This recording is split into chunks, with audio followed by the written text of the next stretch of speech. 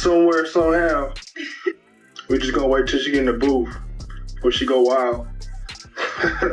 Yeah, right. Like Clark Kent, got the glasses on. Beat Braids, Laniac, man, Spider, Bloody Mary, all of them are gone. Except me, all of them are gone. All of them are gone. My girl Nene X, she was from Dayton. She didn't, but she fell in with, with your blood. Bloody Mary, R.I.P. Yeah, Bloody Mary. She never topped the Billboard charts, never grabbed a platinum plaque, but ask any real hip-hop head about Bloody Mary, and they'll tell you she was the truth. She had raw talent, that gritty voice, and a presence that hit harder than half the stars who dominated the radio. Her skills were undeniable. She dropped a verse that still gets talked about like it belongs in the Hall of Fame of gangster rap, even if the mainstream never gave her the spotlight she deserved. To understand the power behind Bloody Mary, you gotta know where Rajni Falk came from and the wild path she took before carving her name into West Coast history. Rajni was born July 21st, 1970, in Steubenville, Ohio. A quiet working-class town with none of the gang energy that would later surround her life. No crews, no street politics, nothing that hinted at the world she would end up stepping into. She grew up far from the chaos that was eating Los Angeles during the 90s, and the street life hadn't touched her at all. But everything flipped the moment she moved to Compton, California. One day she was just a woman from Ohio. The next she was standing in the middle of a neighborhood where the tension between Bloods and Crips was real, and survival took serious awareness. Compton hit her like a shockwave. Every block had history, every corner had stories, and the city didn't slow down for anybody. You either adjusted fast or you got pushed out, and that's exactly where her transformation took off. But behind that switch, there were darker whispers floating around the streets, rumors, not confirmed facts, saying something painful may have happened around the time she arrived in Compton. People close to the scene, including DJ Battlecat, have said there were claims she might have gone through a traumatic situation, and if that's true, it could explain why she moved toward anything that felt like strength and protection so quickly.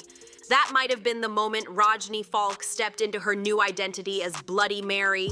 She didn't just join the Piru Bloods, she gave them her full loyalty. Her main set was Avenue Piru in Inglewood, which shocked people because that crew wasn't even from Compton, making them the first Piru set outside the city. Even without Compton roots, her dedication was real.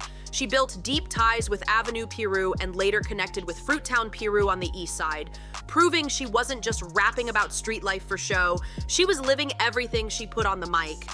Her entry into hip-hop came from a direction nobody expected. It wasn't her blood associates who brought her into the music world. It was actually a Crip. A rapper named Tweety Bird Locke from the Kelly Park Compton Crips spotted her talent and knew she had something real. He caught her energy, her confidence, the way she moved like she already belonged in the booth. He linked her with producer Ronnie Ron Phillips, the mastermind behind Dangerous Records. At first, Ronnie Ron wasn't sold on the idea. A woman on a hardcore street album wasn't part of his plan, but Bloody Mary wasn't waiting for anyone's approval. She showed up, told them to hit record, and made it clear she was stepping into that lineup no matter what. And what came next shocked the whole city. In 1993, LA's rap scene was on fire. NWA had already exposed the truth, Ice Cube was calling out the system, and Snoop was flipping Long Beach slang into smooth poetry. But underneath all the fame, there was tension building. A lot of people from the streets felt rappers were getting rich telling stories they never lived, while real folks were dealing with the danger every day. They were tired of hearing studio gangsters get credit for a lifestyle they didn't experience. That frustration sparked one of the boldest ideas LA ever saw. Tweety Bird took it to Robert Lewis, which is his studio, so he took the idea to Ronnie Phillips, and then that's when the album was made, that's when history was made, and that's when they us over. Later on down the line, we will put these away, you know what I'm saying, and be able to kick it amongst one another without having to say, damn, that's blood, or I'm a Crip, you know what I'm saying? We can just kick it, homeboys, you know what I'm saying? It's gonna be blood ones, yeah, it's gonna be something that only could have been imagined by people who lived that world for real. OYG Red Rum 781 from Avenue Piru and Tweety Bird Locke from KPCC came up with a plan that sounded impossible. What if Bloods and Crips got on the same record? Not to go after each other, but to out-rap one another. Bars instead of violence, talent instead of trouble. They took the idea to Ronnie Ron and pitched it as a chance for real street voices to make money without getting into more danger. 16 people from the neighborhoods would hit the studio, 8 Bloods and 8 Crips, and the world would hear stories straight from the source. That project became Bangin' on Wax, and right at the center stood Bloody Mary. She picked her own name, choosing something powerful, chilling, and unforgettable. As you can imagine, bringing Bloods and Crips into the same room was intense. At the start, nobody wanted to sit near each other, let alone make music together. The air in the studio was thick, Crips on one side, Bloods on the other, and every second felt like something could snap. Hands stayed close to the weapons they walked in with. Everything from small handguns to rifles, reminding everyone this wasn't a normal studio session, this was a room full of people who lived real danger every day. Ron Phillips had his hands full, stepping into the role of peacekeeper and making it clear the studio was neutral ground. Whatever issues anyone had, they needed to stay inside the music and not spill into something that could turn deadly. Even with all that tension, the album still got recorded, and fast. The entire Bangin' on Wax project was finished in about 2 weeks, which shocked everyone because nobody thought a group with that much history between them could stay focused that long. When it dropped on March 9th, 1993, the streets went wild. People immediately knew this wasn't fantasy rap. These were the real voices from real neighborhoods the news talked about every night, coming straight from the people who actually lived it. Both sides went at each other lyrically, but everyone agreed that rapping was a way safer and more productive outlet than falling back into serious trouble. The album climbed to number 86 on the Billboard 200, and once the dust settled, it had moved over 500,000 copies, going gold. For an underground project made by people who weren't traditional artists, that was massive. It proved something the industry kept ignoring. People wanted the real story, unfiltered and raw. Bloody Mary was everywhere on that album. She jumped in on tracks like Rip a Crab in Half, No Way Out, and CK Ride. But there's no debate about where she made her mark. Her legacy is permanently tied to one legendary track, Piru Love. Piru Love wasn't just a blood anthem, it was a cultural shift. The song used a smooth, funk-heavy sample of Zapp and Rogers' Computer Love and featured 4 blood artists, Lil Stretch, Red Rum, 781, Lil Leak, CK, and of course, Bloody Mary. It became the most iconic song from the entire Bangin' on Wax era, but what truly locked it into hip-hop history was Mary's opening verse. To this day, hip-hop historians and longtime fans swear nobody has ever topped what she did in those bars. She took 16 lines and turned them into a full tour of the blood world, name-checking almost every active blood or Piru set in Los Angeles County. No filler, no wasted space. Every single line represented someone somewhere with razor-sharp precision. In just one breath, she could take listeners from Borton Boulevard to Pasadena, calling out sets like she was reciting a living map of Piru history. She kicked the verse off with pure authority. Now in the Bitey of Botan, Lime Hood is down with the mob, Hollywood and Cross Atlantic off of Botan Boulevard. Every town has an Elm Street, but not a Freddy Krueger. Don't get caught in the jungles or a park called Looters. She wasn't name-dropping for shock value. She was laying out a real map that anybody who knew LA's street layout instantly recognized. She kept it rolling. On Rosecrans Pass, Olender at the light, Treetop is to the left, Fruittown is on the right, 151s and Westside Pirates lay past dark, and the only other bloodhood is Campanella Park. Line by line, set by set, Lime, Hollywood, Cross Atlantic, Elm Street, Treetop, Peru, Fruittown, Peru, she ran through them with precision that showed she wasn't making anything up. But she didn't stop there. She pushed deeper into the city's geography, shouting out spots like Bounty Hunters, Outlaws, Rollin' 30s, and Six Deuce Brims, weaving together neighborhoods like Cabbage Patch, Center Park, Harvard Park, and Hawthorne. She tied together places that weren't connected by streets, only by the culture they represented. She carried the listener across the map: Cabbage Patch, Center Park, Harvard Park, Athens Park, Scottsdale, Hawthorne, Waterfront, all the way to Piru-linked hoods. We get ours by death, huh? How we get ours? Basically, where do retirement papers come in, blood? At what age do I turn into a kickback OG gangster or some old shit. Man, that ain't gonna never happen, blood. I ain't even, my goals in life ain't to be a OG, period. For real, YG for life, huh, with them. I mean, on lanes, think I'm an old YG, period. That's the best I could be. LA Denver Lanes, Pasadena Avenues, Bloodstone, Inglewood Family, The Pueblos, Bloodstone Villains, Black Peastone, Circle City, and Eastside Bishops. And she did it like she was giving a guided tour with a mic in her hand. Then she dropped the closer, a line people still quote because of how bold it was. With the MGs, Queen Street VNGs, Ain't No Stop in the Village Town, Eastside Pain, Crenshaw Mafia, Bebop Watts, City Stones, and the Skylines, don't say cuz blood, this is Piru all the time. It hit so hard it lived in the streets long after the track stopped playing. And then came the mic drop in the second verse, the moment folks still debate. Piru is Crip in reverse, but the C's on its back.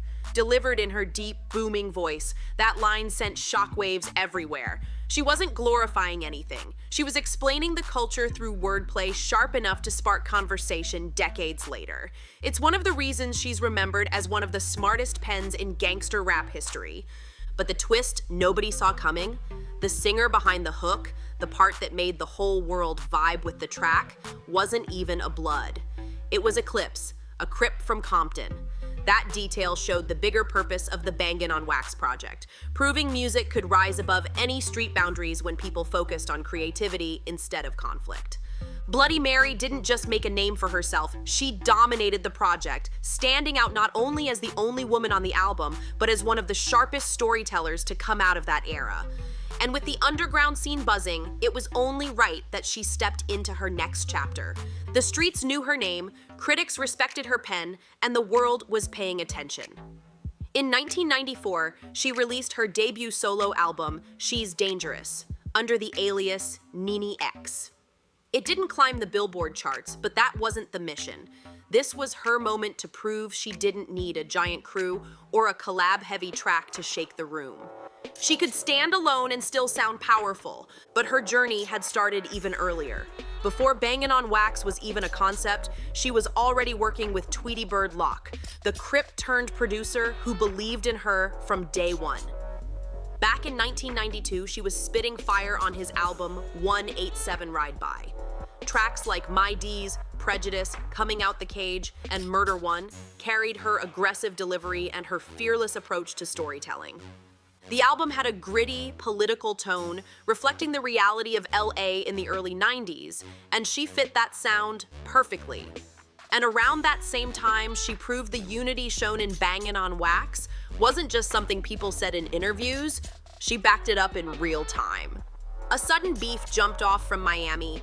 Luther Luke Campbell, aka Uncle Luke, dropped a track called Cowards in Compton, taking shots at the whole West Coast and painting the streets like they were soft. That energy didn't sit right with anyone. Bloody Mary clapped back with a diss track of her own, F Luke, sometimes known as Crush Luke, but she didn't step into that alone. She made something major happen with that track, way bigger than a simple rap beef. She did something most people never thought was possible at the time.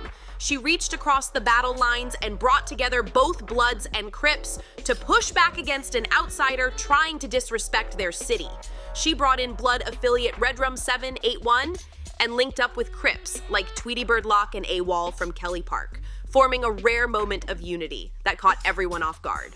The usual color lines faded for a minute, and Mary made it clear on the track that there ain't no cowards in Compton, and they were ready to prove it together.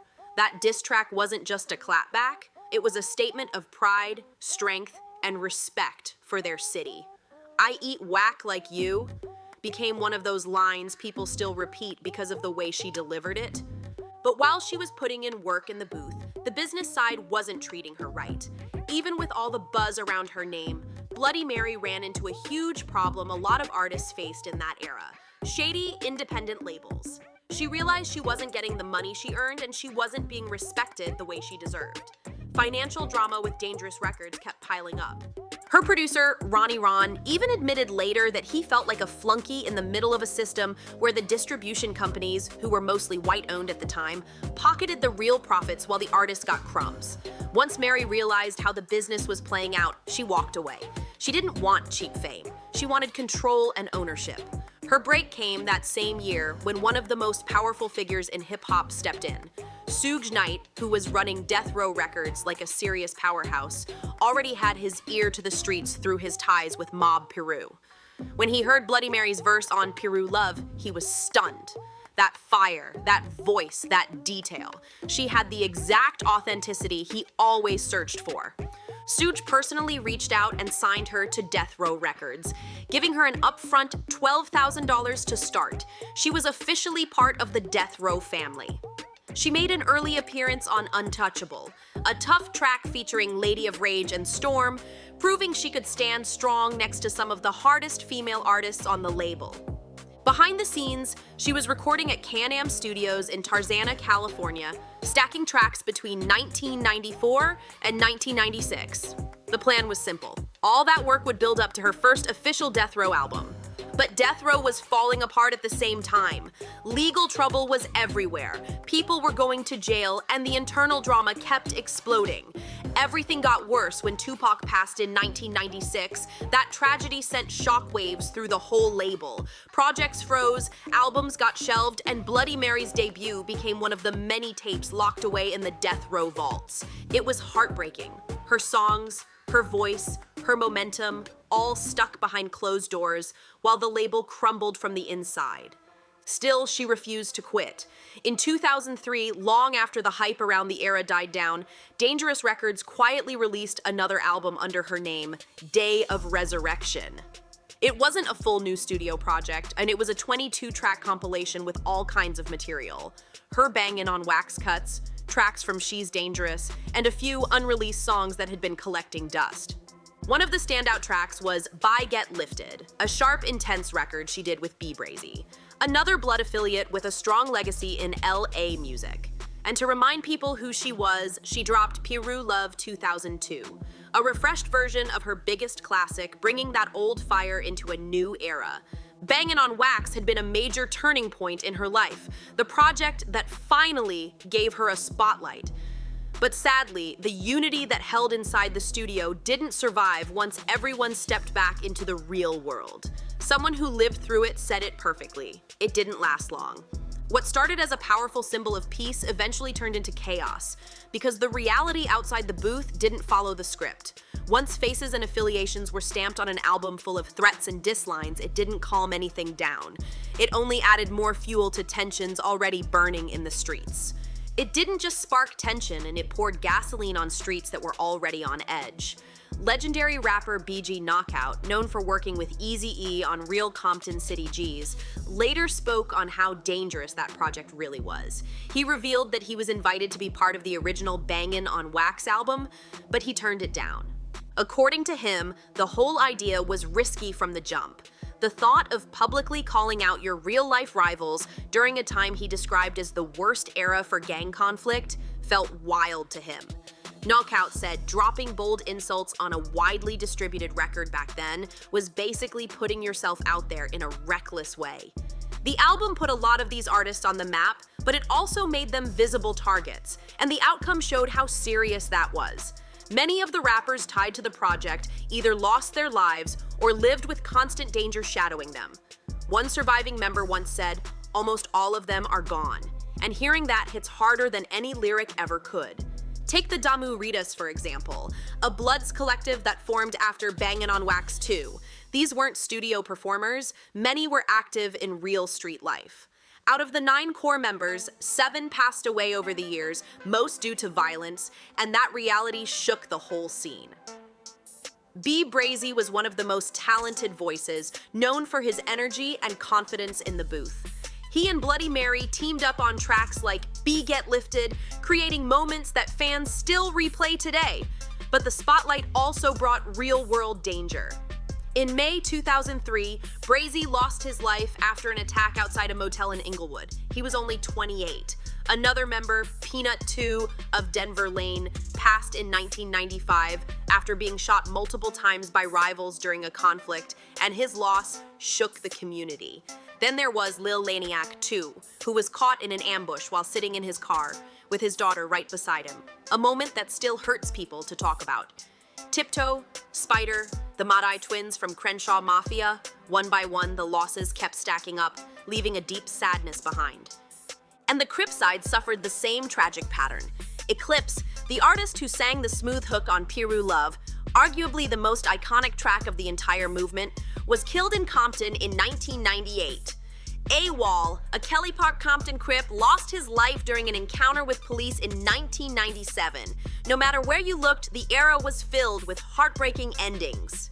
Meanwhile, people like Redrum 781, one of Bloody Mary's closest collaborators and a respected figure from Avenue Peru, watched it all crumble. Redrum helped make Piru Love legendary alongside Bloody Mary and Eclipse, three voices that defined a moment in history. By 2021, Redrum was the last one of the trio still alive, but he later passed from cancer. Before he left, he said something that still echoes today. Of the three of us on Piru Love, only I lived long enough to tell the story. As for Bloody Mary, she survived things most people couldn't even imagine. She made it through dangerous politics in the streets, she cut ties with unfair record deals, and she watched friends, collaborators, and legends fall around her. Yet somehow she kept pushing forward. But after all the chaos she outlived, her final chapter came from something completely outside the world she grew up in. On a regular Monday, November 18th, 2006, Bloody Mary was riding through Compton on her motorcycle, heading to a Harley-Davidson event, minding her own business and enjoying the day. But Compton can flip calm into chaos in seconds. She never saw it coming. A truck fleeing from officers came speeding through the area and hit her bike. The crash was catastrophic, throwing her from the motorcycle and leaving her with extremely serious injuries. Doctors fought hard to save her, keeping her on machines as her family prayed. But after 3 days with no improvements, her loved ones had to face a heartbreaking decision. On November 21st, 2006, they let her go. Bloody Mary passed at just 36 years old, far too young. And the part that hurts even more is this: the person responsible was never truly held accountable. No public names, no clear charges, nothing that gave her family closure. Her loved ones had to live with the pain and the unanswered questions, with her mother traveling all the way from Ohio to bring her daughter's body home. It's overwhelming to think about. A woman who survived some of the roughest environments, who stood at the center of one of hip-hop's most historic experiments, didn't lose her life to the violence she grew up around, but to a moment of reckless chaos on the street. One of the last surviving members of that era, Big Y, put it in simple but heartbreaking words: "Bloody Mary, all of them are gone except me." He watched nearly the entire cast of Bangin' on Wax fade away, and in his grief, he did what artists do. He went back to the music. With Piru Love 3000, Big Y honored the fallen, laying roses in song form and especially saluting Bloody Mary, a legend whose voice still echoes today. "I know you're looking down from above," he rapped, giving her the tribute she earned. Rest in peace, Bloody Mary. Much love forever. Her voice, her fire, her whole presence still hits even after the mic went cold. She wasn't just a rapper, she was real to her core, the kind of artist who earned every bit of respect she got the hard way. Her name is carved deep into the DNA of West Coast hip-hop, and her story still lives every time her music blasts through a speaker. Like, comment, share, subscribe, and I'll see you in the next one.